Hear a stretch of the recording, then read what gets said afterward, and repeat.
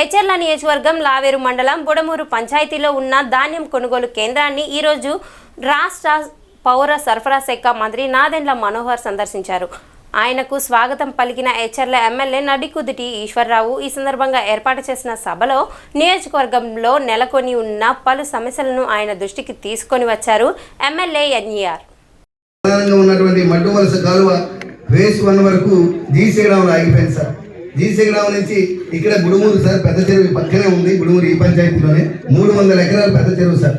దానికి నీరు రావాలని ఫేజ్ 2లో డిపిఆర్ చేస్తే అప్పటి నుంచి ఇప్పటి వరకు కూడా డబ్బులు ఇవ్వకపోవడం వల్ల అతను పడిపోయాడు సార్.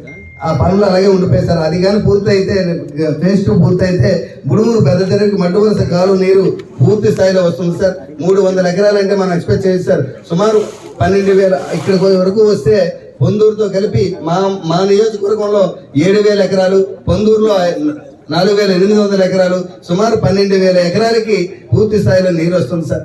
తమ దయించి దీని మీద దృష్టి పెట్టి ఆ 30 కోట్ల రూపాయలు గవర్నమెంట్తో రిలీజ్ చేపించి ఆ టెండర్ డిపిఆర్ మన